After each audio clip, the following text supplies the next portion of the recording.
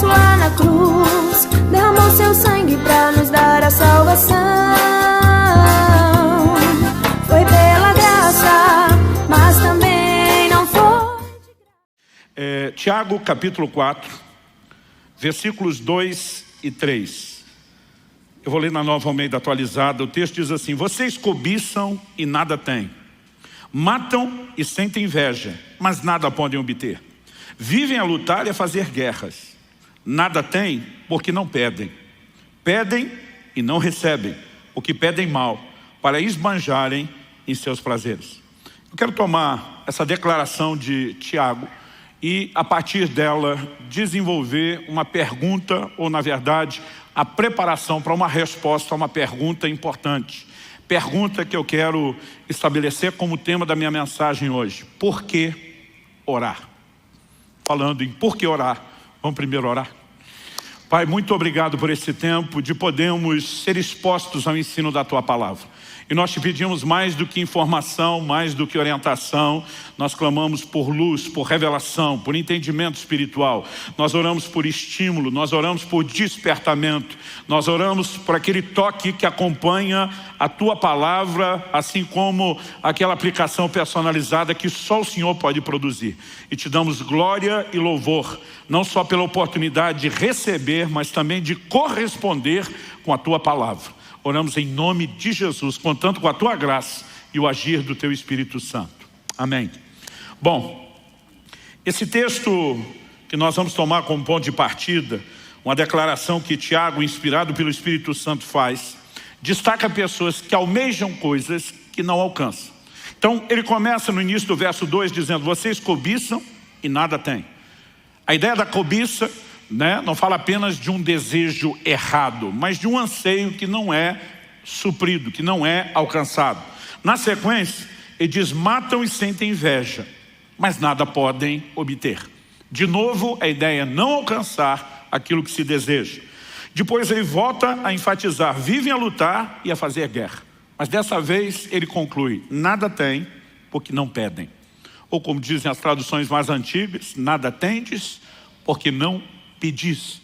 Basicamente ele está dizendo que a razão de não alcançarem aquilo que querem é porque tentaram isso apenas pelas formas, eu diria, não só naturais, mas carnais, e excluíram aquilo que eu chamaria de uma grande chave de acesso à manifestação de Deus e ao sobrenatural, que é a oração. Em primeiro lugar, ele fala de pessoas que não experimentam a intervenção divina porque não oram. Mas depois ele fala de um grupo que até ora, mas não recebe de Deus, porque apesar de pedir, que é a coisa certa para se receber de Deus, orar, eles fazem a coisa certa do jeito errado e não conseguem resultados. Ou seja, tanto por um motivo não orar, como por outro orar de forma errada, eles acabam não acessando a intervenção divina. Eu tive o privilégio de nascer e crescer num lar cristão, então desde que eu me entendo por gente, eu ouço sobre oração. Mas eu tive o privilégio de ouvir não apenas o aspecto teórico da oração, gente falando a respeito do que a Bíblia diz ou da experiência de outros. Eu tive o privilégio de ver a oração funcionando dentro de casa enquanto eu era criado. E nesse ambiente de oração, nós vimos manifestações do poder de Deus e do sobrenatural na nossa família que sempre tiveram um impacto positivo na minha vida. Mas foi depois dos 15 anos, com a experiência do batismo no Espírito Santo, que eu comecei a me sentir irresistivelmente, provocado, atraído para um lugar de oração. E digo irresistivelmente porque quanto mais eu entendi o que era a dinâmica de operação do Espírito Santo e quanto mais eu entendia que isso estava relacionado com a vida de oração, mais provocado eu me sentia. E por ser alguém que desde bem cedo começou a entender a importância pela própria escritura do sobrenatural, eu queria viver isso. Eu sou de uma época onde já foi popular na igreja o ditado: onde há muita oração, há muito poder, uma clara referência ao poder de Deus. Mas onde há pouca oração, há pouco poder.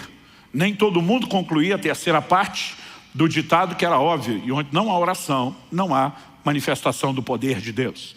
Então, eu sempre soube que a oração é uma chave de acesso para o sobrenatural. E se eu e você queremos viver as intervenções de Deus, nós precisamos entender a importância de uma vida de oração. Me lembro que ainda garoto, procurei uma vez um homem de Deus, falei: ora comigo. Ele falou: oro. Mas pelo que você quer que eu ore? Falei para ele, eu gostaria de ter mais experiências com Deus. Ele falou, se você quer ter mais experiências com Deus, em vez de estar me pedindo para orar por você, você que deveria estar desenvolvendo uma vida de oração. Porque diz, é lá na sua vida de oração que você vai ter as experiências que você está querendo alcançar comigo orando por você. Eu fiquei um pouco ofendido, achei ele rude, e mal disposto, né? Sem vontade de abençoar os outros, mas de alguma forma eu percebi, não completamente naquele momento, que aquele conselho estava carregado de toda a verdade que eu precisava. Se havia um lugar onde o sobrenatural seria acessado, era na minha vida de oração, e não apenas pedindo oração para os outros. Quando você lê o livro de Atos, a maior parte das experiências extraordinárias narradas tem um pano de fundo em comum, que é a vida de oração. No dia de Pentecostes, o que é que aquele povo estava fazendo no cenáculo? Atos 1,14 diz que eles perseveravam unânimes em oração. Então a experiência da visitação do Espírito Santo em Atos 2 foi gerada naquele ambiente de oração. Em Atos capítulo 3 nós temos um milagre de um paralítico sendo levantado na porta formosa do templo. A Bíblia diz que Pedro e João iam como de costume à hora da oração. Naquele desenvolvimento de uma vida de oração, eles começam a ver sinais e prodígios. Em Atos no capítulo 4, a Bíblia fala dos discípulos novamente sendo cheios do Espírito Santo. Mas não só eles, a Bíblia diz o lugar onde estavam reunidos tremeu. Você consegue imaginar uma reunião dessa? Onde o prédio, o ambiente que nós estamos todo é chacoalhado com o poder de Deus. E a Bíblia diz que todos foram cheios do Espírito Santo. E você vai seguindo a narrativa bíblica. Um anjo de Deus aparece para Cornélio, Atos 10. O que Cornélio estava fazendo? Orando.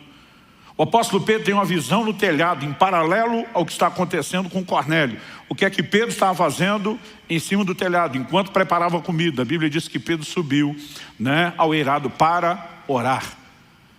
Quando você olha a visão que Ananias tem, e o Senhor aparece a ele, tem um contexto, não só Ananias, mas Paulo especificamente, está 3 dias trancado, sem comer nem beber, orando, né? E o Senhor se manifesta a Ananias dizendo, vai lá, impõe suas mãos sobre Paulo, e nós vemos uma experiência sendo provocada. O Senhor Jesus aparece para Paulo no templo. O que é que Paulo estava fazendo lá no templo? Piquenique? Não, estava orando. E você percebe que a oração é de fato uma porta para o sobrenatural, não apenas para experiências, mas também para vivermos, além das respostas às orações, um nível maior da manifestação do reino de Deus nessa terra. Mas a pergunta em cima da qual nós queremos trabalhar é por que orar? Por que a oração acaba se tornando essa porta de entrada para a manifestação do sobrenatural? E eu quero, antes de tentar trabalhar o conceito correto, eu quero trabalhar 2 questionamentos que eu particularmente me fiz muitas vezes e já vi muita gente, né, fazer o mesmo tipo de indagação e pergunta. Em primeiro lugar, eu quero trabalhar a ideia de que a oração não é meramente informativa. Ela não tem o propósito de comunicar a Deus uma necessidade. O Deus onisciente, que conhece tudo, o Deus presciente, que conhece as coisas antes de acontecerem, não precisa ser informado sobre um problema. Então, a oração não cumpre um papel de informar Deus sobre uma necessidade, uma vez que Ele já sabe de tudo. O segundo questionamento diz respeito à vontade de Deus. Muita gente me pergunta, mas Deus não faz o que quer, quando quer, como quer, do jeito que quer, uma vez que Ele é soberano? Eu digo para as pessoas, não confunda soberania com unilateralidade. Deus não age sozinho. Ele chama o tempo todo o homem para um lugar de interação. E Ele só faz isso porque Ele quis. Ele decidiu ser soberano do jeito dele. De vez em quando eu vejo gente dizendo que se Deus depende do homem para fazer alguma coisa, Ele não é soberano. Eu digo, se Ele precisar estar reduzido ao seu conceito de soberania, é que Ele não é soberano. Ele é soberano do jeito que Ele quer. Se Ele decidiu agir assim, se Ele decidiu revelar na sua palavra que as coisas funcionam assim, elas são assim, ponto final. Mas estritamente, quando você pensa, se Deus faz o que quer, como quer, do jeito que quer, então por que nós vamos orar? Ele já vai fazer o que faria, independente de eu orar. Ele não vai fazer nada porque eu orei. Então por que Ele me mandaria? Não apenas deixaria a porta aberta, mas me mandaria orar para que Ele faça o que Ele já ia fazer, independente da minha oração? Se nós não entendemos essas questões, provavelmente a nossa vida de oração não vai ser provocada ao nível de resposta que eu e você precisamos que ela seja. Então, há algumas verdades nas quais eu quero trabalhar, e eu vou mexer primeiro nesses 2 conceitos, para só depois responder por que orar. Então uma das coisas que eu e você precisamos levar em consideração é que o reino de Deus, como um todo, suas verdades, seus princípios, não deveriam sofrer o que muitas vezes nós fazemos, que é uma leitura emocional. Um dia eu perguntei para alguém, por que é que você ora a Deus? Ela falou, eu oro a Deus porque Deus pode fazer qualquer coisa. Eu falei, mas o fato dele poder não significa que ele vai fazer. Uma pessoa rica pode dar muito dinheiro para uma pessoa pobre, em necessidade. Mas o fato de que ele pode não significa que ele vai fazer, a menos que ele queira. Eu falei, então apenas acreditar que Deus pode não leva a mim e a você, provavelmente, a nenhum lugar prático, a menos que a gente entenda que Ele queira. Então a oração, ela precisa nos levar além do entendimento de que Deus pode agir. Nós precisamos compreender que o Deus que nos mandou orar tem prazer em responder orações e decidiu usar essa forma para que Ele pudesse se mover e realizar coisas extraordinárias na terra. Quando eu e você entendemos por que orar, nós vamos entender que Deus nos chamou a esse lugar de oração, porque nossas orações são parte fundamental do processo para que o sobrenatural se manifeste na terra. E aí nós começamos a entender que o Deus que nos chamou a orar não apenas pode, mas Ele quer responder, e isso já faz toda a diferença. Mas vamos em parte, vamos construir isso, com uma coisa de cada vez. Eu disse antes que muitas vezes a nossa leitura é emocional. Outro dia eu falei para alguém, por que você está orando por algo? Ela falou, não, porque Deus sabe que eu preciso. Eu falei, mas se Ele já sabe, por que você está falando para Ele? Eu vi que a pessoa ficou quieta, ela falou, não pensei nisso antes. Ela falou, mas Ele me ama. Eu falei, mas Ele te ama antes de você orar. E se Ele não fez nada antes de você orar, por que você acha que Ele vai fazer depois? Mas eu estava tentando ajudar essa pessoa a pensar um pouquinho mais e sair fora só daquela esfera emocional. E eu tive que parar a conversa, porque em vez de ajudar a fé dela a crescer, eu vi que eu estava levando essa pessoa para o lugar de incredulidade. Eu falei, não estou falando dessas coisas como se eu não acreditasse. Eu acredito, eu tenho vivenciado isso. Só quero te ajudar a entender a mecânica, a dinâmica que está por trás da vida de oração. Então, algumas coisas que eu e você precisamos entender é que o reino de Deus, em tudo, na sua expressão, é baseado, é constituído de leis que o próprio Deus estabeleceu. Tratam-se de leis espirituais. Essas leis regem, assim como Deus criou leis físicas que regem a natureza. A lei da gravidade é uma delas. E mantém todas as coisas no seu devido funcionamento. O reino espiritual tem leis que o Criador estabeleceu. E nós precisamos entendê-las para que a gente possa se mover de forma adequada dentro do reino de Deus, não com mero conceito emocional, mas com consciência, com revelação bíblica. Então, a primeira questão é que nós precisamos jogar fora dessa equação a ideia de que a oração é informativa. Eu lembro quando adolescente, vi um pastor pregando sobre oração e ele falou, você precisa argumentar com Deus a ponto de convencê-lo que você precisa de algo. Pensei, se eu tiver que convencer Deus, eu estou lascado. Falei, é uma disputa injusta. Ele já sabe o argumento que eu vou usar antes, você está preparado para tudo? Eu falei, quem que ganha uma discussão dessa? Quem que argumenta nesse nível? E eu percebi que embora a tentativa daquela pessoa fosse boa, a intenção fosse boa, muitas vezes algumas declarações que transformamos de uma forma absoluta, elas não são bem assim. Eu e você precisamos entender que o propósito da oração não é informar Deus.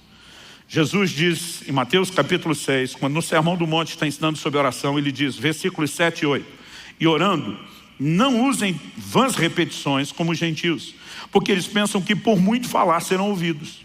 Não sejam, portanto, como eles, porque o Pai de vocês sabe o que vocês precisam antes mesmo de pedirem.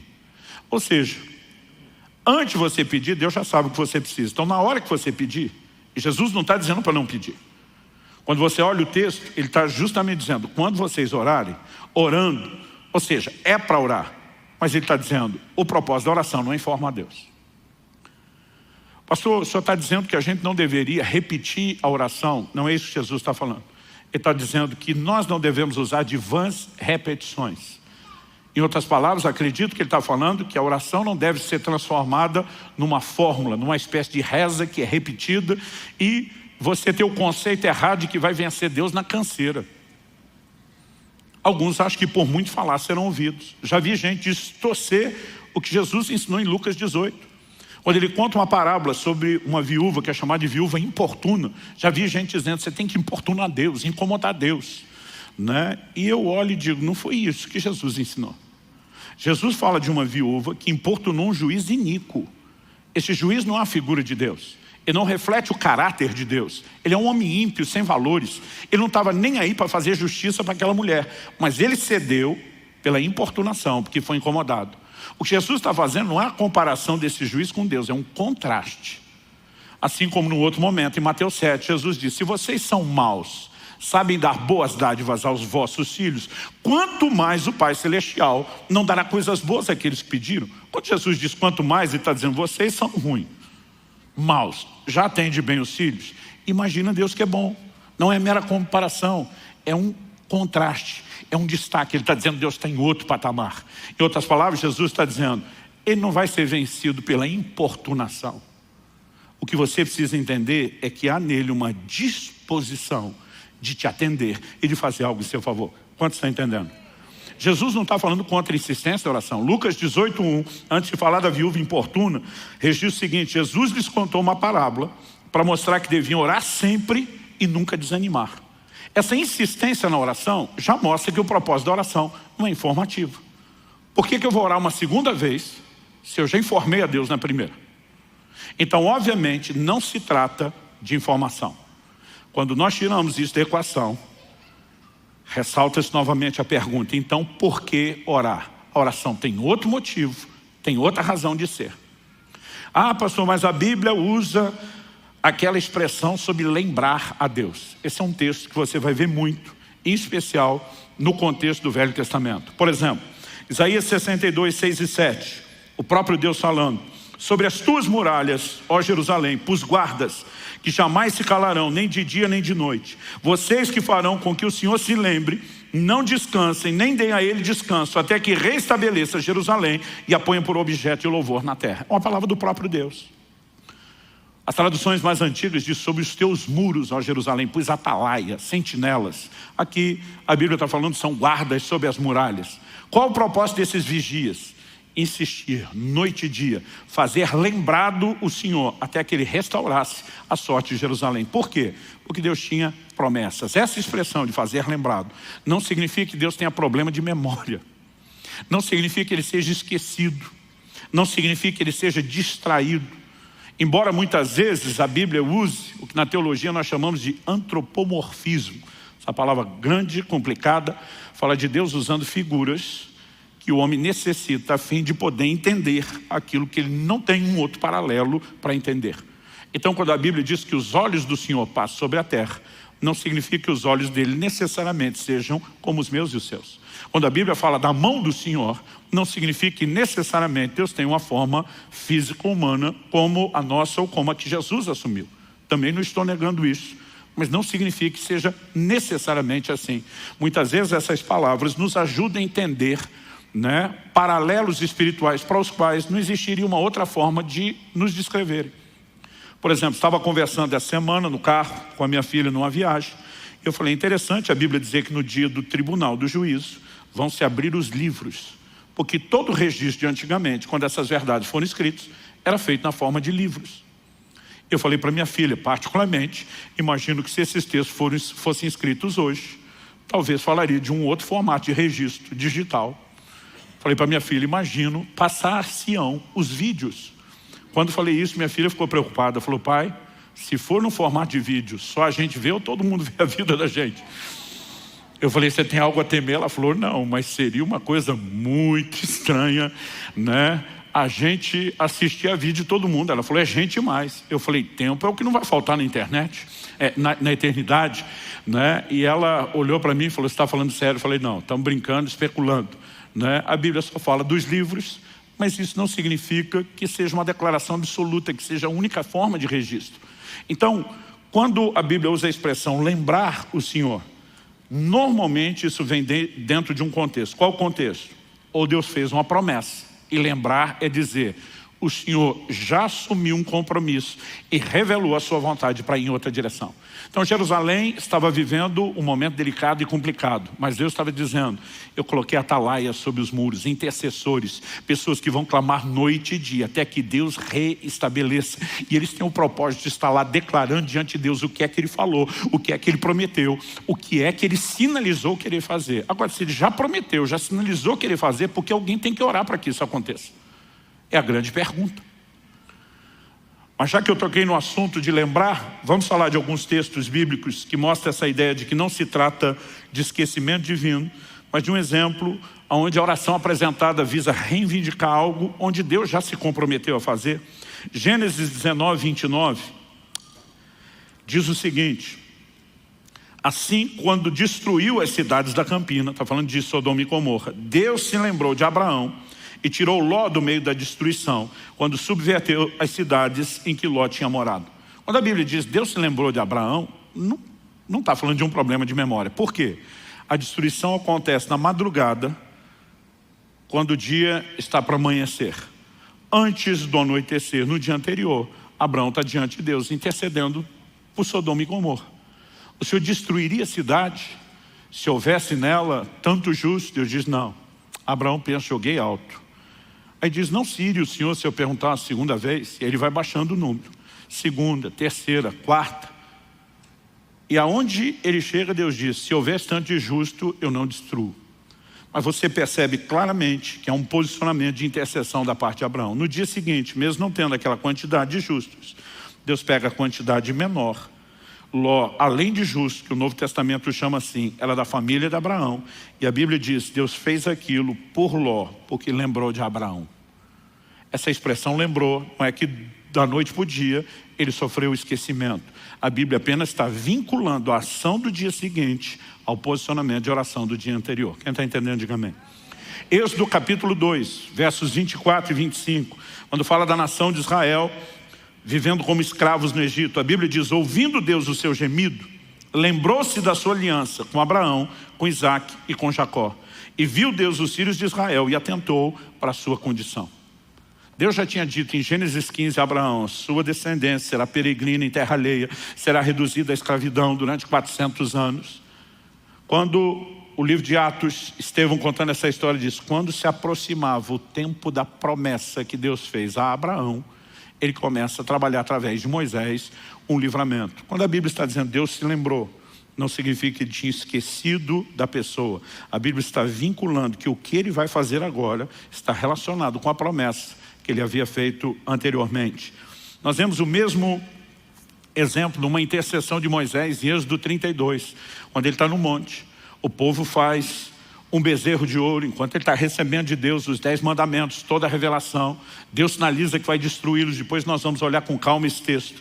Moisés, na sua oração, ele diz para Deus, lembra-te de Abraão, de Isaac e de Israel, teus servos, aos quais por ti mesmo tens jurado. Em outras palavras, foi o Senhor que fez uma promessa para eles. O Senhor está preso àquilo que falou e prometeu. Lembra daquilo que o Senhor falou. Nesse momento de oração, ele não está tratando de Deus esquecido, mas a expressão lembra, tudo que eu vou orar agora está vinculado ao que o Senhor já falou e prometeu.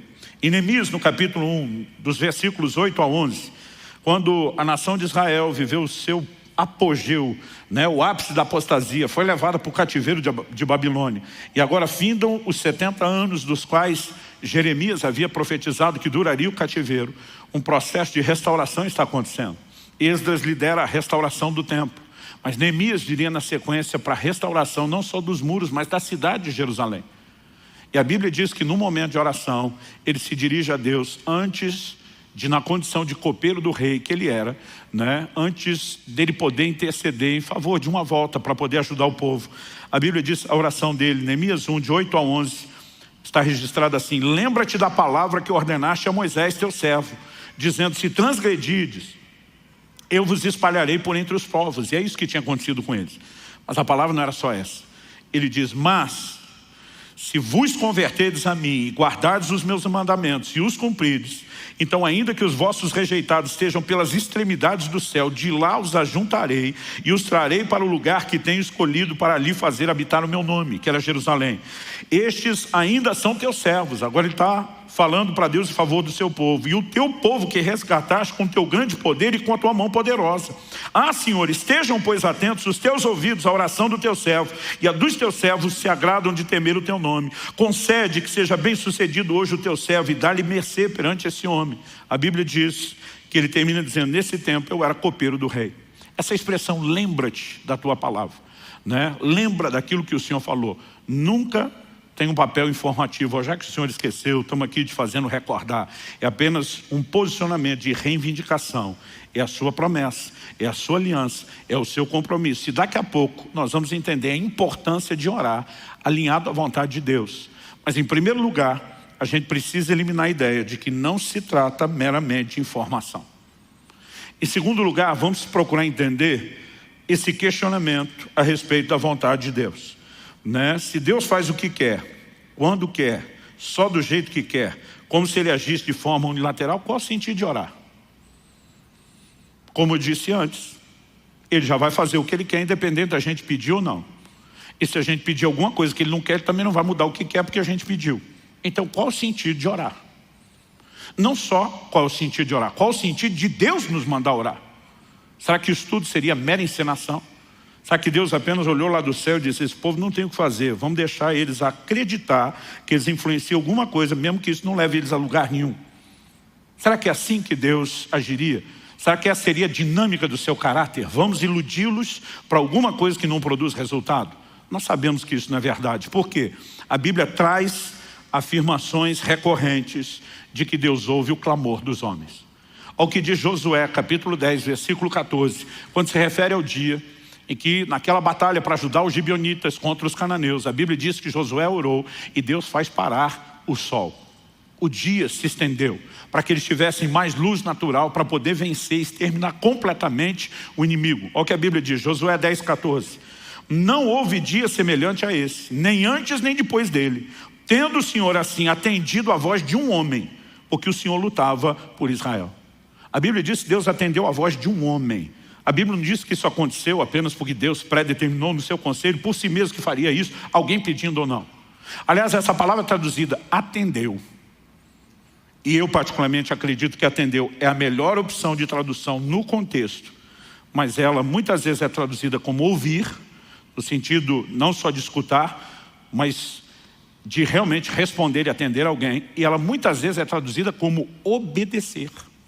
Nós sabemos que isso não se aplica a Deus, porque nós devemos obediência a Ele, não Ele a nós. Mas a Bíblia está dizendo que Deus fez porque um homem pediu. E eu não sei você, mas eu fico empolgado com essa ideia de que de alguma forma a nossa voz possa ser ouvida. É lógico que Josué está orando dentro do escopo da vontade revelada de Deus. Deus disse: vocês vão avançar, vocês vão conquistar a terra, nenhum inimigo vai resisti-lo durante todos os seus dias, eu vou lutar por vocês. Então ele se posiciona e diz: está do nosso lado, precisamos de mais luz do dia, não queremos que o Senhor lute em nosso lugar, mas já que o Senhor luta por nós conosco, nos dê mais luz, nos deixe exterminar todo mundo. E um milagre sem precedentes aconteceu. A Bíblia diz: não houve dia como esse, nem antes nem depois. Deus atendendo a voz de um homem. Então algo que eu e você precisamos questionar é: onde é que fica a vontade de Deus quando estamos falando sobre oração? No Salmo 6, 9, eu estou escolhendo um de muitas menções nos Salmos, Davi diz: o Senhor ouviu a minha súplica, o Senhor acolhe a minha oração. Ou seja, ele não está falando de Deus fazer apenas algo que quis, mas está falando de Deus literalmente atender aquilo que ele clamou a Deus para que Deus fizesse.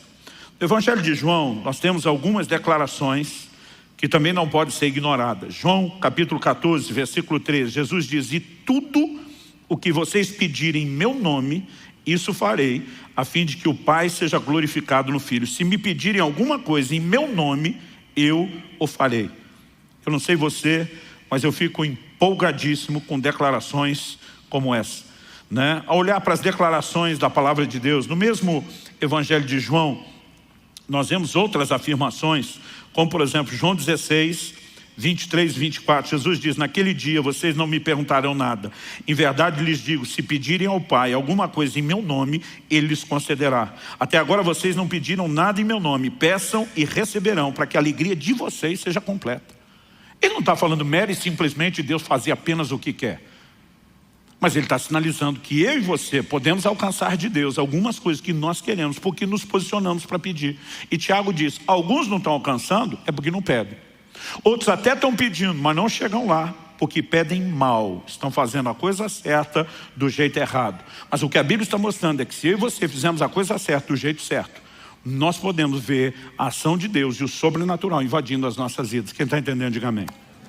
No entanto, não podemos negar que há uma relação muito forte na Escritura entre oração e a vontade de Deus. É inegável, não dá para desvincular essas duas coisas. Por exemplo, em Mateus no capítulo 6, no versículo 10, na oração do Pai Nosso, Jesus está nos ensinando não uma reza, mas um modelo de oração. Ele nos ensina a dizer, venha o teu reino, seja feita a tua vontade. Pergunto, se a vontade de Deus se estabelece na terra sem oração, por que é que Ele mandou a gente orar para a vontade dEle ser feita? Nós estamos falando de uma simples encenação? Ou existe alguma relação entre orar e a vontade de Deus poder ser executada, poder se manifestar? Eu particularmente acredito na segunda opção e não na primeira. Uma outra coisa que nós não podemos deixar fora da equação é que orar alinhado com a vontade de Deus é garantia de resposta. 1 de João, capítulo 5, versículos 14 e 15 diz o seguinte, essa é a confiança que temos para com Ele. Que se pedimos alguma coisa segundo a sua vontade, Ele nos ouve. E se sabemos que Ele nos ouve quanto ao que lhe pedimos, estamos certos de que obtemos os pedidos que lhe temos feito. Então ele diz, se oramos segundo a sua vontade, somos ouvidos. Se somos ouvidos, certeza que vamos alcançar o que é que nós estamos pedindo. Então a oração que é feita segundo a vontade de Deus é um tiro certeiro. Pastor, como podemos saber a vontade de Deus ao orarmos? Em primeiro lugar, o que Deus já revelou na Escritura. O que Deus já revelou na palavra. Em segundo lugar, eu e você podemos lidar com questões que são de ordem personalizada. Não são detalhes que estão nas Escrituras. Quando Kelly estava grávida do Israel, nosso primeiro filho, estava se aproximando a hora do parto. Me lembro de um dia que eu estava no meu momento devocional, de oração com Deus. O Espírito Santo falou comigo, ore e jejue. Porque você vai enfrentar uma grande batalha na hora do parto do seu filho. A partir daquele momento, durante 6 dias, eu não comi absolutamente nada. Eu fiquei em oração e intercessão contínua, até que no 6º dia me veio o que eu chamo de um testemunho de vitória. Alguns dos crentes mais antigos, em especial do meio pentecostal, usavam uma expressão que é, nós vamos orar até chegar lá. O que é o chegar lá? É aquela sensação, alcancei, conquistei algo, né? E quando me veio aquele testemunho interior, foi quando eu parei de orar e voltei a comer. Quando chegou o dia do parto, houve uma grande complicação. E de acordo com os próprios médicos, meu filho só sobreviveu por um milagre, por algo que eles não sabem explicar. Agora, se Deus já queria fazer um milagre, por que é que me mandou orar primeiro? Eu e você precisamos entender que até para fazer aquilo que Ele quer fazer, muitas vezes Ele sinaliza e nos chama a esse lugar de cooperação com Ele através da oração. Mas quando oramos dentro da vontade de Deus, é certo que Ele nos ouve. E se é certo que Ele nos ouve, é certo que vamos receber. Então, além daquilo que já está revelado na Escritura, a única outra forma pela qual eu e você podemos ter certeza da vontade de Deus é quando o Espírito Santo nos dá um direcionamento mais claro e específico. Além disso, vamos colocar ainda nessa equação algo que volta e meia eu falo aqui. Eu sempre tenho dito que oração não é só o meio através do qual eu e você conseguimos de Deus o que a gente quer. Isso é uma parte da oração, mas não é a verdade completa. Porque a oração também deveria ser em contrapartida do meio através do qual Deus consegue de nós o que Ele quer. Oração também deve compor na nossa vida um ambiente de rendição e de sujeição à vontade de Deus. A Bíblia diz em Mateus 26, 39, que no Getsêmani o Senhor Jesus ora, né? O livro de Hebreus interpreta o que aconteceu no Getsêmani, dizendo que Jesus ofereceu com forte clamor e lágrimas, orações e súplicas a quem o podia livrar da morte. Então, quando lá no Getsêmani nós lemos nos evangelhos Jesus dizendo, Pai, se possível, passe de mim esse cálice. Cálice, no próprio ensino de Jesus, fala de sofrimento. Ele basicamente está dizendo para Deus, se tiver um plano B, que dê para evitar a morte por crucificação, vamos ativar o plano B. Contudo, seja feito não a minha, mas a sua vontade. A oração sempre tem que nos levar ao lugar da vontade de Deus. E se a nossa vontade estiver em colisão com a dele, nós precisamos nos submeter à vontade dele. Ou seja, até agora, o tempo todo, nós estamos vendo uma forte relação entre oração e a vontade de Deus. Essa é uma das razões pelas quais as expressões de fazer lembrar do Senhor não tem papel informativo, mas são um posicionamento de dizer, o Senhor já revelou sua vontade na palavra, e nós apenas estamos colocando isso diante do Senhor, para que fique claro que não estamos orando fora da sua vontade. Entender que há uma relação forte entre a oração e a vontade de Deus é importante, mas não apenas entender que Deus não vai atender uma oração fora da sua vontade. Isso também é verdade e tem que ser trazido para dentro dessa ideia. Nós temos orações na Bíblia que foram ignoradas. Um exemplo disso, o que você vê em 2 Samuel, capítulo 12. Depois que Davi comete o pecado de adultério com Batseba, de homicídio de Urias, Natã, o profeta, é enviado a ele. Expõe e denuncia o pecado dele, anuncia uma palavra de juízo dizendo essas serão as consequências dos seus atos de pecado. E entre eles, Natã diz, a criança que foi gerada nessa relação pecaminosa vai morrer. Quando a criança adoeceu gravemente, Davi passa 7 dias prostrado, com a cara no chão, jejuando, clamando misericórdia sobre a criança. Mas o quadro dela não mudou, porque Deus já havia sinalizado sua vontade. Diz, você pecou, o juízo está acontecendo, você vai colher o fruto que você fez, e a situação não muda. Embora seja o mesmo Davi, que lá no Salmo 6:9, nós vimos ele dizendo, o Senhor atendeu a minha súplica, ele ouviu a minha voz. Aqui nós vemos Deus olhando para ele dizendo, nesse caso, você não vai ser atendido. Aliás, vamos tirar um exemplo pessoal só de Davi, e vamos tentar ter um olhar mais abrangente, genérico. Provérbios 28:9 diz assim, quem desvia os ouvidos de ouvir a lei, aqui a lei de Deus, a palavra de Deus, até a sua oração será abominável. Ou seja, uma pessoa que está andando contrária à palavra de Deus, em deliberada quebra de mandamentos divinos, sua oração não só não será atendida, como a Bíblia diz, é abominável a Deus. Então é evidente que nossas orações têm um poder extraordinário dentro do escopo da vontade de Deus. Ou seja, orações fora da vontade de Deus não serão atendidas. Por outro lado, me parece muito claro também na Escritura que a vontade de Deus, sem as nossas orações, também não será executada. Então, qual seria a razão pela qual Deus nos chama a orar pelo cumprimento da sua vontade? E não estou falando só de Mateus capítulo 6, venha teu reino, seja feita a sua vontade. Por exemplo, me acompanhe em 1ª carta de Paulo a Timóteo, no capítulo 2, 1 Timóteo, capítulo 2, e vamos ler junto a partir do versículo 1. O apóstolo diz assim, antes de tudo. Sabe o que significa essa expressão, traduzida do original grego aqui como antes de tudo? Significa antes de tudo. Às vezes a gente sempre quer um significado diferente, mas é isso mesmo. Em outras palavras, ele está dizendo, não tem nada mais importante, isso aqui é primordial, é o ponto de partida, vem antes das demais coisas. Antes de tudo, o que é que vem antes de tudo? Peço e façam súplicas, orações, intercessões e ações de graças em favor de todos os homens, ou dependendo da versão, de todas as pessoas. Pergunta, por que é que Deus quer que a gente ore por todo mundo?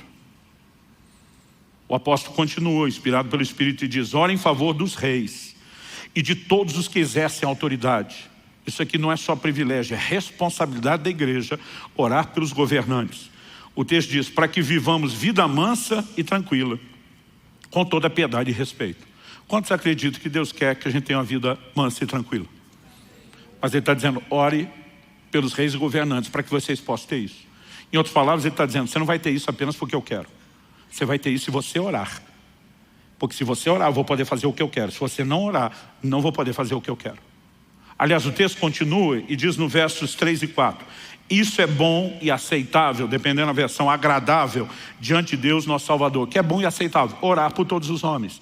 Aí ele diz no verso 4. O qual deseja que todos sejam salvos e cheguem ao pleno conhecimento da vontade, da verdade. Mas se Deus deseja a vontade dele salvar todo mundo, por que é que eu tenho que orar? Pois é. O tempo todo é o que a Bíblia nos mostra, que a vontade de Deus sem oração não será executada. Por outro lado, a oração fora da vontade de Deus também não será atendida. Mas existe uma combinação entre oração e vontade de Deus que se torna uma química explosiva. E aí nós voltamos à pergunta do início. Por quê? Por que a oração é tão importante e necessária? E acredito que para a gente poder responder isso, nós precisamos de uma visão panorâmica, abrangente, maior. E precisamos olhar ao longo das Escrituras qual é o propósito de Deus desde o início com o homem em relação à terra. Alguém diz com muita propriedade que para entender o propósito você tem que voltar no início. Quando questionaram Jesus a respeito de divórcio e casamento, Jesus disse: nunca lestes que desde o princípio Deus os fez homem e mulher, e disse: deixará o homem seu pai e sua mãe, né? Se unirá a sua esposa, os dois terão a sua carne. Jesus vai lá no primeiro casal para estabelecer o padrão e o propósito de Deus para o casamento. Porque voltar à origem muitas vezes nos ajuda a entender o propósito. E quando falamos a respeito disso, quando você olha para a criação, lá em Gênesis, no capítulo 1, qual foi a declaração de Deus a respeito do homem? Ele diz em Gênesis 1, 26, Deus disse: façamos o ser humano a nossa imagem, conforme a nossa semelhança. Tenha ele domínio.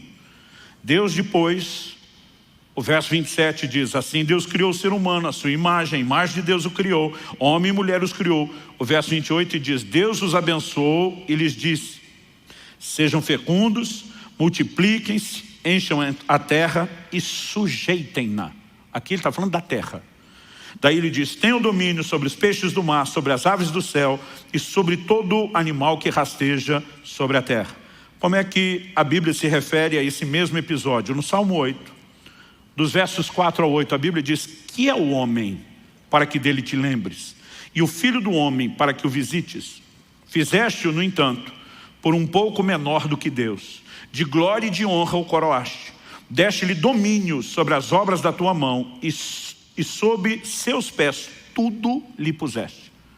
Aí ele afirma nos versos 7 e 8: ovelhas, bois, todos, também os animais do campo, as aves do céu, os peixes do mar, e tudo que percorre as veredas dos mares. Deus não estava dando domínio só sobre os animais, sobre toda a terra, sobre toda a criação, sobre tudo que Deus fez. O homem é chamado de a coroa da criação, não apenas porque é feito no final, mas a Bíblia diz: Deus o coroa de glória e de honra. Ele foi feito um pouco menor do que Deus, a imagem e semelhança de Deus. E aí Deus diz: tudo isso que eu criei, estou entregando a você. Você sujeita, você governa. Eu diria que a razão pela qual eu e você precisamos orar é uma questão de legalidade. Eu diria que é uma questão de jurisdição. Deus, ao criar o ser humano, diz: toda a terra criada está entregue ao seu governo e à sua autoridade. Você manda nisso aqui. E basicamente o próprio Deus que empoderou o homem para governar sobre a terra diz: para que eu possa agir, eu não passo por cima da autoridade que eu lhe concedi. Você precisa me solicitar formalmente para que eu possa interferir. O Salmo 115, 16 resume isso dizendo: os céus são os céus do Senhor, mas a terra Deus a deu aos filhos dos homens. Por que é que Jesus nos ensina a orar dizendo: venha o teu reino, seja feita a tua vontade aqui na terra como é feita nos céus? Porque na jurisdição dele, a vontade dele se estabelece sem restrição. Mas para que ela possa se estabelecer aqui, eu e você temos que clamar. Essa é a razão pela qual a vontade de Deus sem oração não se cumpre, e também pela qual a oração fora da vontade de Deus não atrai a intervenção dele. Mas é a razão pela qual a combinação das duas coisas é uma química explosiva. Quem está entendendo, diga amém. O que você precisamos entender, que inclusive ratifica a autoridade que Deus deu ao homem. Outro dia alguém me perguntou: pastor, mas se o que o senhor está falando fosse verdade, que o homem tem autoridade sobre a terra e Deus não quer passar por cima e ele espera uma solicitação, como é que fica as declarações de que a Bíblia diz que do Senhor é a terra e a sua plenitude? Deus não transferiu a posse do que lhe pertence. Deus lhe transferiu a autoridade de governo por tempo determinado. Mas até que o prazo de arrendamento encerre, ainda que tudo pertença a Deus, a autoridade foi dada ao homem. Aí alguém me disse: ok, mas então o diabo também não poderia agir na terra, e parece que ele está meio solto. Eu falei: ele está. Diferente de Deus, ele está. E alguém me perguntou por quê? Eu falei: vamos para a tentação de Jesus no deserto. Lucas 4, versos 5 e 6. A Bíblia diz que Jesus, quando está sendo tentado pelo diabo, num dos momentos, o diabo lhe mostrou todos os reinos, as glórias do mundo, e diz para Jesus: tudo isso te darei, se prostrado me adorares. O diabo diz assim para Jesus: porque me foi entregue, e eu dou a quem quiser. Jesus não olha para o diabo e diz: mentiroso, nada disso é teu. Até porque se fosse mentira, não seria uma tentação. Jesus nem questiona o que o diabo está dizendo, se ele tem o poder de entregar ou não. Ele apenas diz: está escrito, ao Senhor teu Deus adorarás, e só Ele servirás. E Jesus sabia muito bem que Ele veio para tomar tudo aquilo de volta como Redentor, sem precisar se curvar diante do diabo, sabendo que quem vai se curvar diante dele é o próprio Satanás. Mas tirando o mérito do que faria, nós precisamos entender. Agora, se o diabo está dizendo: me foi entregue, eu dou a quem quiser, a pergunta é: quem entregou? Foi Deus? Não. Deus entregou tudo isso na mão do homem. Quem que pôs na mão de Satanás? O homem. 2 de Pedro 2,19 diz que quem é vencido em algo se torna escravo daquele que o vence. Quando o homem peca, tudo aquilo que Deus lhe confiou, toda a sua autoridade, automaticamente é transferida. Ainda que Jesus tenha vindo para resgatar, e a obra da redenção não se limita aos homens, envolve toda a terra e toda a criação, porque tudo foi afetado com o pecado. Ainda que Jesus tenha vindo para restaurar a autoridade do homem, nós voltamos a uma posição semelhante ao que era antes da queda. O homem tem autoridade, e ele precisa reivindicar uma intervenção dos céus, para que os céus possam entrar no lugar da jurisdição ou da legalidade humana. Ou seja, nós não estamos de forma alguma limitando o poder de Deus. Deus, por razões que pertencem a Ele, escolheu que as coisas funcionariam assim, revelou na sua palavra que esse é o formato. Então eu volto naquele questionamento do início. Alguns de vez em quando me perguntam: e a soberania de Deus, onde fica? Eu falei: fica com Ele. Ele continua sendo soberano. Ele que decidiu agir assim, não foi a gente que convenceu Ele. Nós não iludimos Ele para participar do processo e conseguimos fazer Ele acreditar como se Ele não fosse soberano. Ele, o Criador, Senhor de todas as coisas, decidiu e revelou isso na sua palavra. Ponto final. A pergunta é: o que é que eu e você vamos fazer com a autoridade que nos foi dada, com a autoridade que nos foi entregue? A Bíblia está dizendo: alguns não têm porque não pedem. Os céus não vão se mover em favor de quem não pede. Pastor, então qualquer um que pedir vai receber? Também não. Porque Tiago diz que alguns pedem, não recebem porque pedem mal. Qual a definição de pedir mal? Em primeiro lugar, ele fala de alguns que querem apenas esbanjar nos seus próprios deleites. Ou seja, eles não estão sintonizados com a vontade de Deus. E não é porque para Deus agir na terra, ele precisa da solicitação do homem, que o homem aqui na terra manda Deus fazer o que ele quer e não o que Deus quer. Então nós precisamos entender esse outro lado. Segundo, uma das definições de uma oração bem-sucedida está lá em Tiago capítulo 1. Ele começa falando de sabedoria e termina falando de toda e qualquer outra coisa. Ele diz: tem algum de vós falta de sabedoria? Tiago 1,5. Peça a Deus que a todos dá liberalmente. Eu amo essa frase. Deus dá de forma generosa, liberal. Mas ele diz: peça porém com fé, não duvidando. Ele diz: porque o que duvida é semelhante à onda do mar que é levada e agitada pelo vento. Ele diz: não pense tal homem, o que duvida, que receberá do Senhor coisa alguma. Então aqui nós temos um outro elemento. Se qualquer petição funcionasse, todo mundo estava sendo atendido em toda e qualquer coisa. Mas porque a oração ela precisa não só estar alinhada à vontade de Deus, mas ser feita com fé, é que muita gente no processo acaba tendo orações sem resultado, sem nenhuma efetividade. Porque a necessidade de fé? Deus determinou: o justo viverá da sua fé. Tudo que eu e você vamos receber de Deus estão nos depósitos da graça. Como que a graça é acessada? Romanos 5,2 diz: pela fé nós temos acesso à graça. Então eu e você precisamos entender a importância da fé. E aqui de novo, para que a gente entenda como fazer bem o que deve ser feito, nós voltamos na importância da palavra de Deus.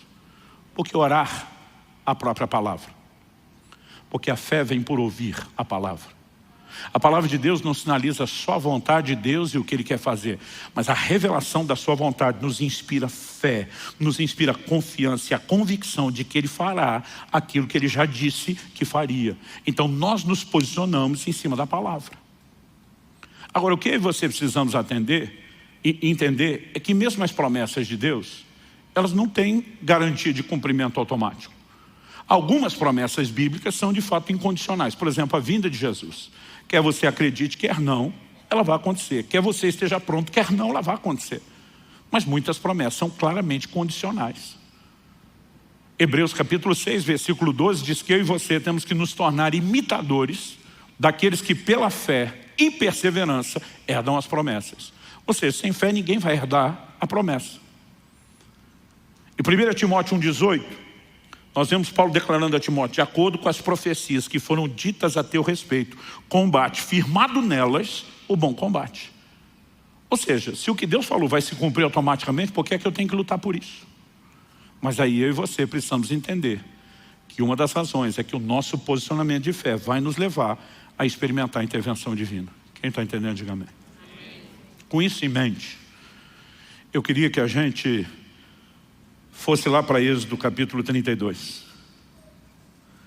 Êxodo capítulo 32, eu quero ler do versículo 7 ao 14.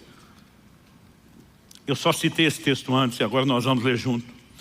Quando Moisés sobe o Sinai, passa 40 dias diante do Senhor, sem comer nem beber, envolvido na nuvem da glória de Deus, recebendo de Deus os mandamentos.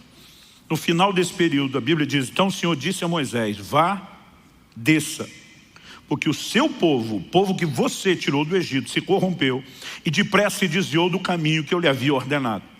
Fez para si um bezerro de metal fundido, o adorou e lhe ofereceu sacrifício, dizendo: são estes, ó Israel, os seus deuses, que tiraram você da terra do Egito. O Senhor disse ainda a Moisés: tenho visto esse povo, e eis que é povo teimoso. Agora, pois, deixe-me, para que se acenda contra eles o meu furor, e eu os consuma, e de você farei uma grande nação. Em primeiro lugar, vamos entender, antes de continuar a ler aqui do 11 ao 14, algumas verdades. Uma coisa que precisa ser separada na Bíblia, quando falamos do plano e do propósito de Deus, é o individual do coletivo. São duas coisas bem distintas. Por exemplo, quando a Bíblia fala sobre a linhagem de Abraão, a nação de Israel, dentro do plano e do propósito de Deus, a Bíblia diz que os dons e a vocação de Deus são irrevogáveis. O que Ele prometeu para a nação, para a linhagem de Abraão, vai se cumprir. Ao longo do processo, nós vemos gerações dessa linhagem que falhou e que Deus simplesmente rejeitou. Não significa que Ele descartou o propósito coletivo, mas quando indivíduos falham, eles são trocados. A razão pela qual Saul foi substituído por Davi é porque, como indivíduo, Saul falhou e o plano coletivo de Deus para a nação não poderia falhar. Essa talvez seja a mensagem principal de Esther 4,14. Quando Mardoqueu, seu tio, manda a ela um recado. Foi solicitado a ela que intercedesse pela sua nação, pela sua linhagem, diante do rei. E ela disse: se eu entrar sem ser chamada, eu posso ser punida com a morte. Mardoqueu manda o seguinte recado para ela: se de todo te calares agora, de outra parte se levantará socorro e livramento a Israel. Ele diz: mas quem sabe, se não foi para um tempo como esse que chegasse a ser rainha. Em outras palavras, está dizendo: filha, você acha mesmo que ganhou esse concurso de beleza e está no lugar que está, sem nenhum plano ou propósito de Deus? Será que não foi justamente para uma hora como essa, de necessidade do reino, que Deus te plantou e estabeleceu aí? Mas ele está dizendo: vou dizer, se mesmo assim você recuar e der uma de frouxa agora, Deus vai resolver o problema coletivo através de outra pessoa, mas você será substituída dentro do propósito individual como canal de livramento. Então, se nós separarmos essas coisas, fica fácil entender Deus dizendo para Moisés: me deixe destruir essa geração e de você eu faço uma nação mais numerosa. Porque Deus teria que continuar com Moisés? Porque tinha um compromisso com Abraão. Eu vou fazer isso na sua linhagem. E se ele destruísse, ele precisava de pelo menos um descendente para cumprir o que prometeu. De boa, no lugar de Moisés, depois de 40 dias, sem comer nem beber, orando por aquele povo, para trazer os mandamentos, se Deus falasse para mim, mesmo se o povo fosse vocês, deixa destruir, eu dizer: fica à vontade, vai que é tua, Deus. Sabe o que é o curioso? É o Deus Todo-Poderoso olhar para um mero mortal como Moisés e dizer: me deixa fazer. E o mais interessante, o assustador, é Moisés olhar de volta e dizer: não deixo não. Qual o posicionamento de Moisés? Vamos continuar a partir do verso 11. Porém Moisés suplicou ao Senhor seu Deus, dizendo: ó Senhor, por que acende a tua ira contra o teu povo, que tiraste da terra do Egito com grande poder e forte mão? Deixa eu fazer uma pausa aqui. Você viu como a conversa começa? Começa Deus dizendo para Moisés, o teu povo que você tirou do Egito. Moisés diz, por que é que o Senhor está incomodado com o teu povo? Na fase mais ou menos ali de pré-adolescência, eu lembro, eu frequentava muito o pronto-socorro do hospital relativamente perto de casa. Só na fase de pré-adolescência foram 14 vezes.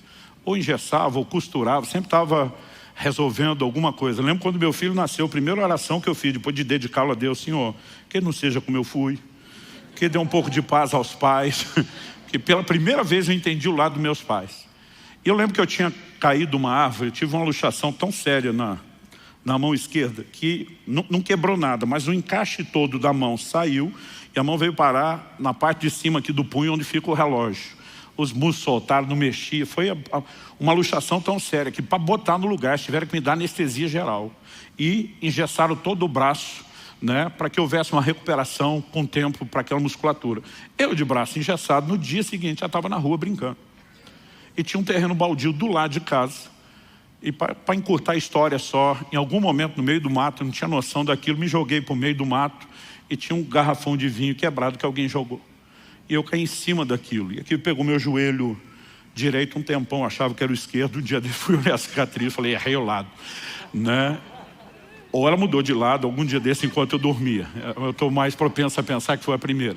Mas, gente, eu rasguei o joelho assim de aparecer os ligamentos. Foi um negócio assim feio. Eu lembro que eu voltei para casa de braço gestado, arrastando a perna, aquilo sangrando.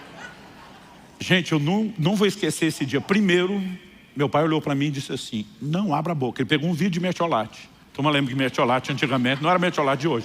Ou a gente que era mole ou mertiolate que era pior. Ele virou o vidro inteiro. E ele disse, não abra a sua boca. E eu só mordendo os lábios. Aí começa a discussão entre meu pai e minha mãe. Meu pai disse, hoje quem leva esse menino no pronto-socorro é você, que o filho é seu. Ela disse, não, o filho é seu. Aquele dia eu não era filho de ninguém. Meu pai dizia, eu não aguento mais chegar lá e os médicos chamarem ele pelo nome. Eu, Luciano, você de novo. Eu não tenho cara para isso. Os dois discutindo. Eu dizia, alguém vai ter que me levar, não posso ficar. Eu tenho essa sensação quando eu leio aqui, Deus dizendo para Moisés, é o teu povo. Moisés dizendo, o povo é teu. Eu fui lá porque o Senhor mandou, não tinha nada a ver com isso. Ele diz, ó Senhor, por que se acende a tua ira contra o teu povo que tiraste da terra do Egito com grande poder e forte mão? Por que deixar que os egípcios digam, ele os tirou de lá com más intenções, para matá-los nos montes e para eliminá-los da face da terra? Deixa de lado o furor da tua ira e muda de ideia quanto a este mal contra o teu povo. Lembra-te, olha a frase do início, lembra-te de Abraão, de Isaac e de Israel, seus servos, aos quais por ti mesmo juraste. Esse por ti mesmo foi ideia tua, nós não te pedimos nada, foi o Senhor que decidiu. Aos quais por ti mesmo juraste, dizendo, multiplicarei a descendência de vocês como as estrelas do céu, e toda essa terra de que tenho falado, eu darei a sua descendência, para que a possuam por herança eternamente. O verso 14 diz, então, o Senhor mudou de ideia quanto ao mal que ele tinha dito que traria sobre o povo. Eu acho impressionante, não só essa declaração, como Jeremias capítulo 15, versículo 1. Quando a nação de Israel chega no clímax, no ápice da apostasia, e Deus anuncia o exílio de Babilônia como julgamento. Sabe o que Deus diz? Jeremias 15, 1. Então o Senhor me disse, mesmo que Moisés e Samuel se pusessem diante de mim, meu coração não se inclinaria para esse povo. Mande-os embora, que saiam da minha presença. Que Deus está dizendo, diferente lá do início, onde esses dois pararam minha ira, agora nem esses dois param. O que é que Deus está dizendo? Que Moisés e Samuel eram privilegiados, que a oração deles era melhores do que a nossa. Não. Infelizmente, algumas pessoas acreditam nisso. De vez em quando alguém me pede oração e diz, pastor, o senhor pode falar com o homem lá de cima, já que o senhor é mais chegado com ele? Eu olho para a turma e falo, tu está de brincadeira. Nós voltamos agora no erro histórico da igreja romana de criar outros mediadores além de Cristo. Nenhum de nós é ouvido nos céus por mérito. Eu e você usamos o nome de Jesus porque é por causa dele que nós temos acesso. É pelo sangue de Jesus que eu e você podemos entrar no Santo dos Santos. É por isso que nós usamos o nome dele, o que ele fez por nós, ponto final. Mas Deus está dizendo ainda que Moisés e Samuel, o que Deus está dizendo, não é que esses homens eram melhores do que outros. É que eles entenderam e usaram o que Deus disponibilizou para todos, de uma forma como a maioria não entendeu e não usou. Então, Deus está dizendo, o assunto agora é tão sério que nesses dois que me pararam outras vezes, conseguiram parar o juízo que foi determinado sobre essa geração. que Deus está dizendo, esses dois entenderam, exercer uma prática a respeito da oração. E se você não lembra muito da história de Samuel, quando Saul ungido o rei, que o regime teocrático termina e agora a monarquia começa, ele se posiciona diante do povo e diz, eu não cometeria o pecado de deixar de orar por vocês. Pensa no intercessor que deu curso àquela nação. Deus está dizendo, nesses camaradas experimentados na oração mudaria isso. Ele não está dizendo que a oração de uns é melhor do que a de outros, mas que alguns entenderam e praticaram isso de uma forma diferenciada. E eu e você podemos entrar num lugar de compreensão e cooperação com Deus diferenciado quando o assunto é oração. Quem está entendendo, diga amém. Para terminar, abra comigo em Daniel, capítulo 10.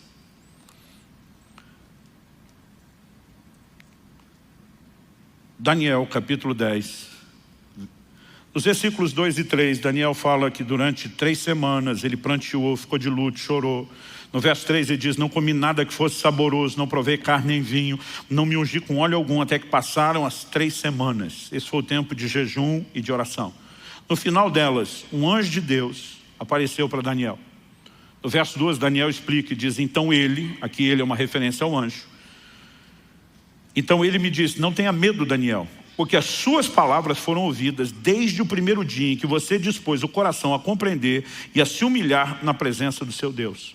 Foi por causa dessas suas palavras, do primeiro dia, que eu vim.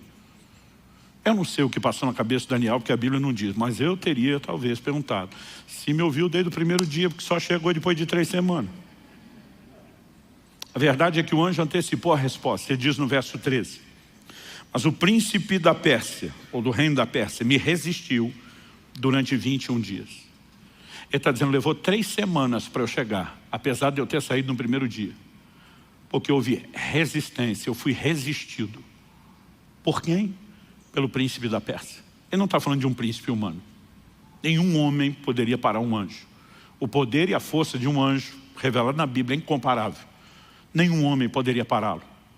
Mas Efésios capítulo 6, verso 12, diz que diferente de Israel do Velho Testamento, nós, o Israel de Deus hoje, a Bíblia diz, nossa luta não é contra a carne e o sangue.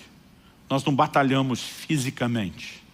A Bíblia diz, nossa luta é contra principados, potestades, dominadores, dependendo da versão, as hostes espirituais da maldade. Há toda uma hierarquia no plano espiritual.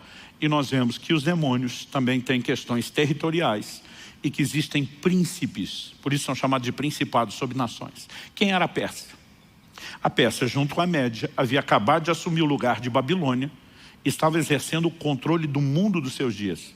Não era só uma potência mundial, era um governo mundial. O príncipe da Pérsia era o demônio de maior autoridade que exercia governo do reino das trevas sobre o mundo dos seus dias. O que está acontecendo enquanto Daniel está orando não é um problema da vida de Daniel. É uma movimentação sobre o reino de Deus de proporções globais. E ele diz, eu enfrentei resistência de uma das maiores potestades, de um dos maiores principados do reino das trevas. Tanto que ele diz no verso 13, porém Miguel, um dos príncipes mais importantes, outras traduções diz, um dos primeiros príncipes, a NVI diz um dos príncipes supremos, veio me ajudar e eu fiquei ali com os reis da Pérsia, mesmo com a ajuda de Miguel. Quem é Miguel? Patente alta, um dos primeiros príncipes. Apocalipse 12 fala que quando Satanás com seus anjos forem expulsos definitivamente, a Bíblia fala de Miguel liderando os exércitos de Deus nessa guerra, patente alta. O anjo está dizendo para Daniel, a briga está tão feia que eu precisei da ajuda de Miguel, um dos primeiros príncipes. Ele ficou do meu lado, o pau quebrou essas 3 semanas. Aí está dizendo, eu furei o bloqueio, vim te dar notícia, mas a briga não terminou. Olha comigo os versos 20 e 21. Ele diz assim, ele disse, você sabe por que eu vim? Agora voltarei a lutar contra o príncipe da Pérsia. Ele diz, tem uma briga na volta, no caminho de volta. Ele diz, e quando eu sair, eis que virá o príncipe da Grécia. O que ele estava dizendo? Assim como os persas, junto com a Média, assumiram o lugar de Babilônia, ainda que esse principado contra o qual nós vamos lutar caia, se levantará um novo principado com a Grécia, que é quem assumiu o governo mundial no lugar da Pérsia.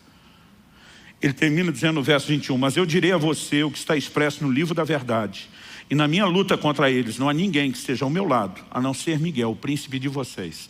Assim como existem principados malignos, Nós temos príncipes dos anjos. A Bíblia destaca Miguel como príncipe do povo, da nação de Israel. Há uma guerra acontecendo no plano espiritual. A pergunta é, se Daniel parasse de orar no segundo dia dizendo, acho que esse negócio não está funcionando, qual teria sido o custo dessa guerra e dessa batalha?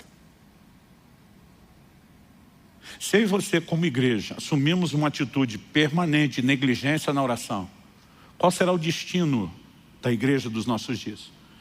Qual será o curso do estabelecimento ou não do reino de Deus na terra? Uma pergunta que frequentemente não nos fazemos. Porque muitas vezes nós achamos que orar é um privilégio quando se trata de alcançar benefícios pessoais. Mas nós não entendemos que se trata de uma responsabilidade quando falamos a respeito de estabelecer o reino de Deus. É lógico que nós vamos ter intervenções de Deus, são de ordem pessoal. Jesus falou, tudo quanto pedidos em meu nome. Se não estamos quebrando princípios, nem colidindo com a vontade de Deus, Ele não estabeleceu limites. E muitas vezes nós podemos ver coisas que para outros pode até não parecer importante. Eliseu fazer flutuar um machado, a maioria de nós teria dito, compra outro. Gente, eu já vi Deus fazer desaparecer verruga, joaninha do pé dos outros, no momento da oração. Muitas vezes a gente fica tentando definir o que é, o que não é importante. Deus nem definiu esses limites. Eu gosto sempre de lembrar, no início do meu ministério, quando estava mais quebrado que arroz de terceira, não estava nem no estado de poder chamar a mulher de meu bem, que é um perigo para quem está quebrado, que às vezes o banco confisca, porque era solteiro, nem meu bem tinha. Mas eu lembro de um fim de ano, eu estava pregando numa cidade, estava acompanhado de um outro pastor, e eu vi uma propaganda de um certo panetone. Gente, quando eu vi aquilo, falei para Deus, eu queria tanto esse panetone do mais caro, não tem dinheiro para comer nem o barato. Falei, mas o Senhor diz tudo quanto pedirem. Lá na Bíblia não está escrito menos panetone, área, questões gastronômicas. Eu falei, eu aplico fé, o Senhor pode fazer um milagre, eu vou chamar isso do milagre do panetone. Mas tá com tanta vontade que eu falei, Deus, o negócio é o seguinte, eu estou com outro pastor e ele vai querer filar meu panetone. Manda 2, manda um para ele. Não é que eu não quero dividir, eu quero dividir 2, para ficar um para cada um. E eu orei por isso, tão fervorosamente quanto Elias orou por chuva. Não sei se me dobrei 7 vezes, mas botei toda a fé do meu coração. Eu lembro que nós saímos do hotel à tarde para alguma atividade e voltamos antes do culto da noite. Quando voltamos era uma época que chave era física, não era eletrônica, você tinha que pegar na recepção do hotel. Ou seja, estou falando de uma cidade, não é um lugar onde eu moro, eu sou conhecido, estou visitando. Quando eu chego, o cara que entrega a chave falou, peraí, tem uma encomenda para você. Eu falei, encomenda para mim? Tipo, quem me conhece nessa cidade? Ele falou, cara, a mulher passou aqui e contou uma história louca. Aí disse que ela estava no supermercado e uma voz falou com ela. Que era para ela comprar 2 panetones e entregar para os hóspedes do quarto tal.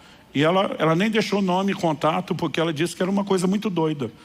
A voz mandou ela comprar o panetone e disse qual era o hotel, qual era o quarto. Aí eu falei, se for a marca tal, é meu. Ele falou, é 2 desses. Falei, manda para cá.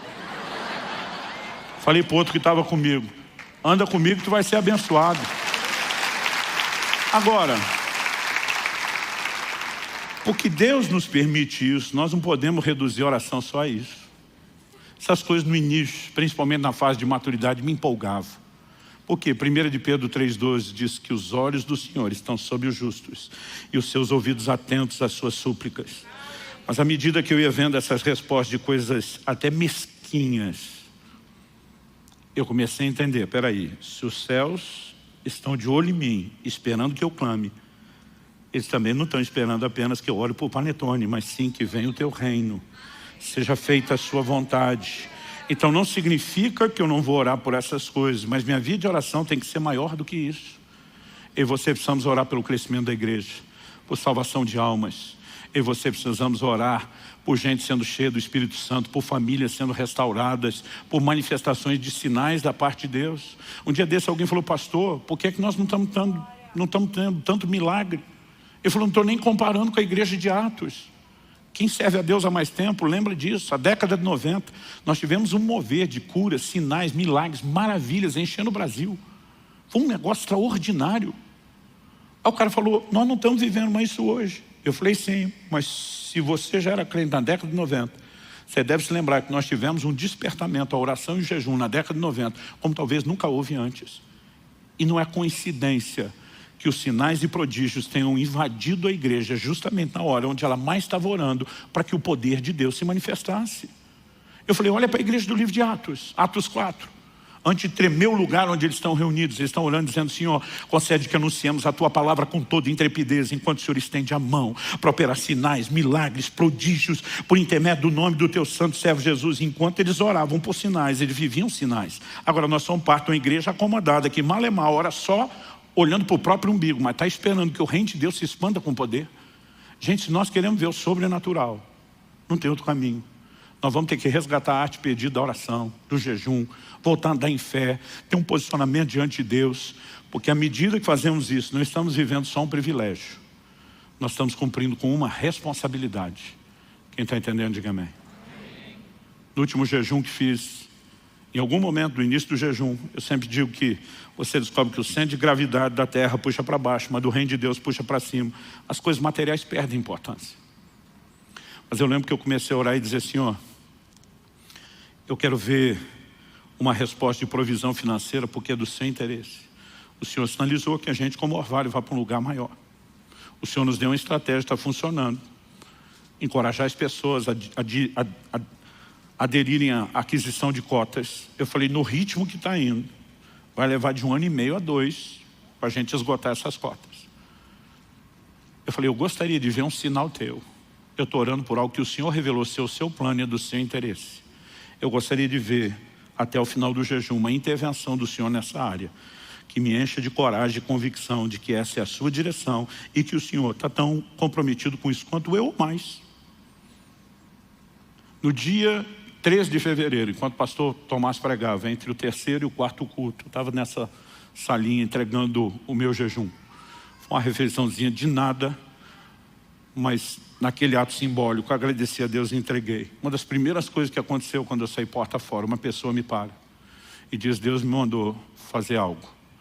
Ele me mandou ajudar você naquele projeto. Só coloquei para Deus condições, tem que ser dessa forma, tem que ser dessa maneira. Eu falei, eu vou dificultar ainda um pouco. Porque não tem jeito de ser coincidência. E essa pessoa me parou. Ela não só cumpriu todos aqueles requisitos, mas era evidente o timing de Deus. No momento que eu tinha acabado de encerrar o jejum, ele falou, Deus mandou te ajudar. Essa pessoa sozinha assumiu 20% do nosso desafio. Eu nunca tinha visto uma coisa dessa acontecer. Aí alguém diz, coincidência. Eu falo, é interessante como acontece coincidência na vida de quem ora e jejum. De vez em quando eu falo para um ateu, curta a sua incredulidade, que eu curto minha fé, né? Você vai chamar de coincidência, mas as coincidências só acontecem com a gente, com vocês não tem. É um privilégio viver o sobrenatural, mas quando você começa, além do que Deus pode fazer por você no âmbito pessoal, abraçar a responsabilidade de trazer o reino de Deus para a terra, entender que Deus nos deu o privilégio de cooperar com Ele, você vai entender por que orar. Não é mera formalidade ou burocracia dos céus. Quando Deus estabelece esse padrão de legalidade, de que Ele precisa de intervenção, de um clamor nosso para poder intervir, mas significa um privilégio, onde Ele está dizendo, eu quero que vocês sejam meus cooperadores e que a gente trabalhe juntos. E ser chamado para esse nível de parceria com alguém como Deus tem que ser entendido como um baita de um privilégio. Isso torna suave a definição da responsabilidade, porque é muito pesada a definição do privilégio. Vamos ficar em pé para parecer que está acabando.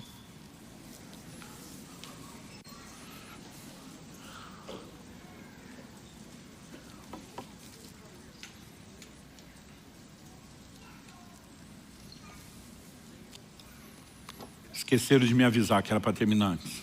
A culpa nem é minha. Sabe que nós podemos ter alguns minutinhos de oração? Onde a gente possa diante de Deus dizer, Senhor, que essas verdades sejam entendidas, que elas sejam absorvidas, que elas entrem, que elas produzam resultado na nossa vida. Fale com Deus no seu lugar, do seu jeito, da sua maneira, com as suas palavras. Meu Deus, a Tua palavra foi anunciada e a nossa oração não é apenas por entendimento e aplicação personalizada. É que aquilo que o Senhor começou, está começando nesse momento, não pare no final dessa reunião. Nós oramos que junto com a verdade comunicada venha despertamento, venha teu sopro de vida, venha uma mobilização no coração de cada um dos teus filhos e filhas, para render-se ao teu chamado, não um convite, mas uma convocação, para que possamos nos doar mais à oração, ao jejum, à interação contigo, para o estabelecimento do teu reino. Nós queremos ver mais do sobrenatural. Nós clamamos que o poder celestial se manifeste, que a tua glória possa de fato ser derramada, invadir a terra, que a terra se encha da tua glória como as águas cobrem o mar, e que nós possamos, ó Deus, cooperar contigo dia a dia nesse processo. Desperta-nos não apenas para um entendimento melhor, mais profundo, mas para esse despertamento, para esse lugar de correspondência contigo. Permita-nos vivenciar experiências novas e maiores, crescer de uma forma prática, no entendimento, na escola da oração, debaixo da liderança do teu Espírito, que é chamado nas Escrituras de o Espírito de súplicas. Pai, nós clamamos por um agir poderoso do teu Espírito, nas nossas vidas como indivíduos, na nossa vida como igreja, como corpo. Que o Espírito Santo venha turbinar a nossa vida de oração, com uma nova perspectiva, com um novo entendimento, com um novo despertamento. Nós clamamos em nome de Jesus. Em nome de Jesus. Que o teu Espírito nos leve a essa escola de oração, a esse ambiente onde aprendemos por meio da compreensão da tua palavra, mas também de forma prática, vivenciando intervenções e manifestações dos céus, que nos provoquem a nos dedicar cada vez mais, de forma progressiva, a uma vida de oração. Nós suplicamos em nome de Jesus.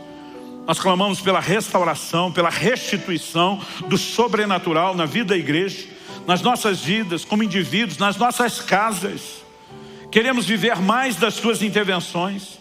E oramos que isso não apenas supra necessidades pessoais, que o Senhor nos use como uma espécie de vitrine, que o seu nome seja glorificado e exaltado, que a fé de outros seja provocada e inspirada. Nós clamamos em nome de Jesus. O Senhor, se referindo à sua igreja, diz que ela seria chamada casa de oração. Nós queremos cumprir esse papel. Suplicamos graça e favor do Senhor, bem como o teu toque, em nome de Jesus. Em nome de Jesus. Se você crê e concorda, diga amém. Se você recebe essa palavra, diga eu recebo, em nome de Jesus. Glória a Jesus.